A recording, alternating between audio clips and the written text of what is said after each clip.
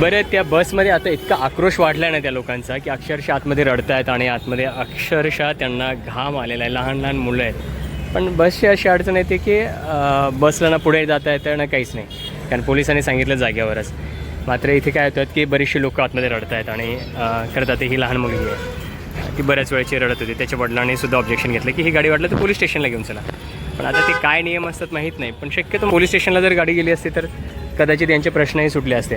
पण आतमध्ये खूप सारे लोक रडत आहेत यासाठी की तासभर होऊन गेलेला आहे. आणि अगदी लोखंड म्हणजे त्या लालपरी ज्या असतात तर त्याचं एक गोष्ट अशी असते की ऊन आणि याच्यामुळे इतकं ते तापलेले आहेत, बाहेरही जाता येत नाही कुठेच नाही. आणि सावली पण नाही इथं आसपास, की ती गाडी सावलीमध्ये लावली असते.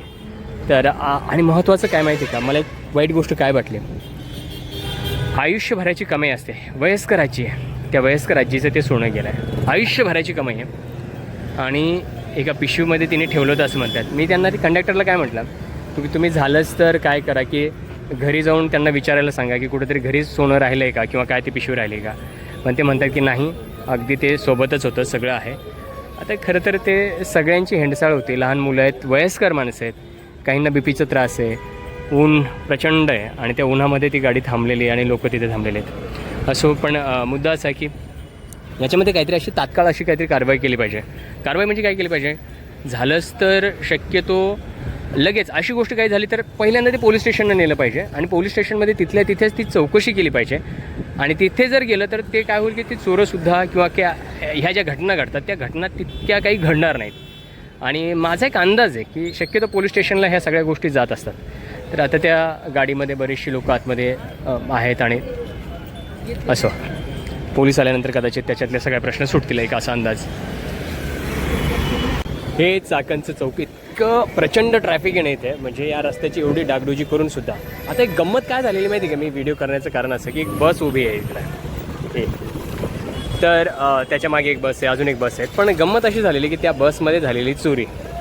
मुद्दा असा की या काळात आता सध्याला सगळे जे उन्हाळ्याच्या सुट्ट्या संपत आहेत आणि सुट्ट्या संपल्यानंतर सगळी लोकं आता काय करतात की रिटर्न येत आहेत, म्हणजे गावी जात आहेत. तर हे पुण्यावरनं नाशिक, धुळे, जळगाव या सगळ्या भागात चाललेले आहेत. पण अशा प्रकारचे चोरी होत आहेत ना की ते तुमच्या लक्षातही येऊ देत नाहीत किंवा लक्षात येणार पण नाहीत, अशा पद्धतीची ती चोरी झालेली आहे. तर या बसमध्ये काय आलेलं आहे की ही बस आहे आणि गेल्या अर्ध्या एक तासापासून थांबलेली आहे. ती यासाठी थांबलेली आहे की इथे पोलीस येणार आहेत. आता पोलीस कधी येतील, काय चौकशी करतील माहीत नाही, पण बरेचशा लोकांचे नुकसान आणि त्या सगळ्या गोष्टी होत आहेत. बघा आता ही बस, आणि ही बस धुळ्याकडची आहे आणि या बसमध्ये झाली चोरी.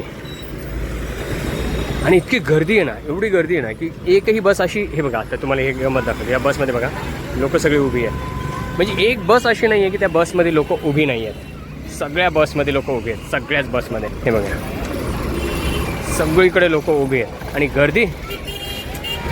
खरं तर ह्या चौकातून मला कायम असं वाटत आलेलं आहे, म्हणजे आता 20 ते 22 वर्ष झालेले आहेत, 20 ते 22 वर्षात कायम असं वाटतं आहे या चौकाला एक फ्लायओव्हर केलं पाहिजे. पण असं म्हणतात की इथे बरंचसं काही राजकीय दबाव असल्यामुळे इथून फ्लायओव्हर वगैरे होणार नाही, कारण एक महत्त्वाची इंडस्ट्री जोडणारं हे एक चौक आहे.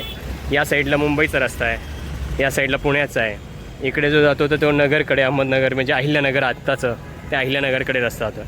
तर हे बघा गर्दी बघा या चौकात, अशी गर्दी आहे. पण सध्याला बऱ्याचशा चोऱ्या सुरू आहेत. माझं एवढंच म्हणणं आहे की चोऱ्यामध्ये म्हणजे यात काळजी घ्या प्रवास करताना. सर्वसामान्य लोक म्हणून तुम्ही खूपदा बसमध्ये प्रवास करता, त्या गर्दीमध्ये आपण घुसतो आणि मागे अनेक लोक आपल्या मागे पुढे असतात. आणि ती मागे पुढे असणारी लोकं तुमच्या गळ्यातील, तुमच्या हातातले मोबाईल किंवा काय ते सगळ्या गोष्टी जे चोरून नेऊ शकतात. आता पूर्ण बस थांबली, गेले अर्धा एक तास झालेला आहे, अजूनही पोलीस आलेले नाहीत. कदाचित त्याला 2-1 तास लागतील, पण काळजी घ्यायची आपण शक्यतो या काळात. अगोदरच परिस्थिती खूप वाईट आहे, काळजी घ्या सगळ्यांनी. त्यासाठी हा छोटासा व्हिडिओ. धन्यवाद.